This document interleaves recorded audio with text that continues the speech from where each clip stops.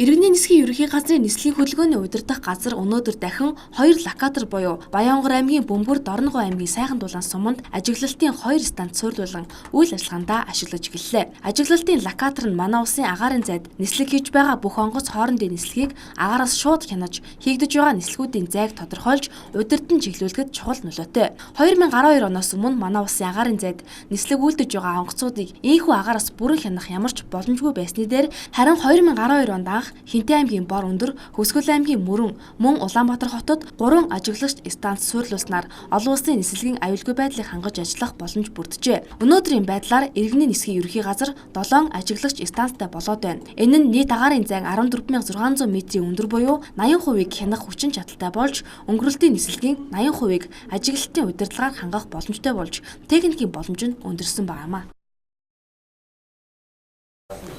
Та бүхний харж байгаа энэ зураг дээр Монгол улсад өнөөдөр суйрлуулдан ажиллаж байгаа нийт радио локаторын станцуудын бүрхэл хаагдаж байгаа. За 2012 оны 8 сарын 23-нд анх бид энэ Мөрөнгийн оройн, Улаанбаатарын оройн, за энэ синхред үрсэлсэн байгаа Хинтээ аймгийн Бор өндөр суйрлуулах радио локаторын 3 станцыг анх суйрлуулан удирдах ажиглалтын систем маань ажиллаж эхэлсэн түүхтэй байна. За үүний дараа 2013 онд за энэ шараа зурсан байгаа энэ мандал Дундгой аймгийн мандал суугаа Сүхбаатар аймгийн энэ ногооноор зурсан байна. Энэ 2 станц ажиллаж эхэлсэн. Ингээд 5 станцтай өнөөдрийн хүртэл ажиллаж байгаад өнөөдөр буюу 9 сарын 10-ны өдрийн 9 цагаас эхлээд Баянгор аймгийн Бөмбөр, Дорногов аймгийн Сайхан дулаан гэсэн шараа зурсан энэ ногооноор зурсан 2 радио локатор ашиглалтанд орсон. Ингээд нийт Монгол улсын агаарын зай 80%, нийт өнгөрөлтийн нислэгийн 90% бид ажилтаар нислэгийн хөдөлгөөний удирдлагын үйлчлэгээ явуулах болцоотой болж энийгээ дагаж аюулгүй байдал дэвшилсэн юм сайхан зүйл өнөөдөр болж байна. Харин агаарын хяналтын ажиглагч станцыг суйрлуулаагүй үлдсэн баруун бүсийн Баян өлгийн Увс зэрэг аймагуд нь уулхад ихтэй учраас локатор ашиглах боломжгүй бөгөөд дээрх аймагуудыг дамжин өнгөрөх нислэгүүдийн аюулгүй байдлыг хангахын тулд сүүлийн үеийн сансрын хиймэл дагуул болох ADS-B хэмээх GPS-ийн автомат тохиргоо бүхий 9 газрын станцыг туршилтаар байгуулсан байна. Бид нар урд нь энэ бодит ажиглалтын систем локатор гэж байхгүй байх үед бид нар 150 км-д онгоцоо удирддаг гэсэн хоорондын зай нэг онгоцоос нөгөө онгоц нь эхний локатор 2012 оны 8 сарын 23-нд орсноор бид нэр тэр зайг 90 км болгож багасгаж ирсэн. Мөн сая энэ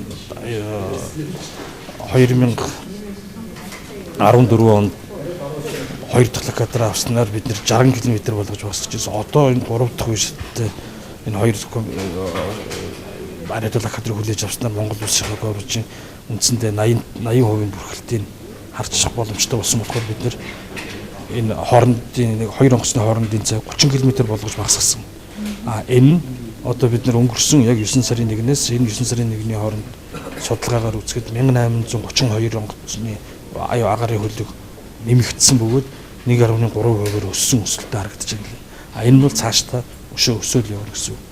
Шинээр тавигдсан 2 ажиглагч станцыг өнөө өглөөний 9 цагаас эхлэн ашиглаж эхэлсэн бөгөөд манай улсын хилийн цаадах бүгд найрамдах Хятад ард улсын 320 км дэх агаарын орон зай нислэгүүдэж харагдаж байжээ. Ийхүү агаарын замыг ажиглагч станцуудын тусламжтайгаар хардаг болсноос хойш манай улсын агаарын зайгаар дамжин өнгөрөх гадны авиакомпаниудын нислэг нэмэгдсэн байна. Аз болон Европ ТВ-г холбосон, за мөн Хойд Америк, Зүүн Өмнөд Азийг холбосон агаарын зам нь манай улсыг дамжин өнгөрдөг байна. Өнөөдрийн байдлаар 40 гаруй улсын 60-аад авиакомпани нийт 350 гаруй нислэг манай улсын агаарын замыг дамжин өдөрт өнгөрч байна. Иргэний нисхийн ерөнхий газрын нислэгийн хөдөлгөөний удирдах газарт 120 гаруй мэргэжлийн инженер, техникийн ажилчид 5 ээлжээр ажиллаж байна. Тус газар нь боловсон хүчнээ Англи, Швед, Таиланд зэрэг улсуудад бэлтгэж байна. Түүнчлэн иргэний нисхийн ерөнхий газар 70 орчим тэрбум төгрөгийг улсын төсөвт төвлөрүүлэн өгснөөр 2014 оны шилдэг татвар төлөгч байгууллагаар шалгарсан байна.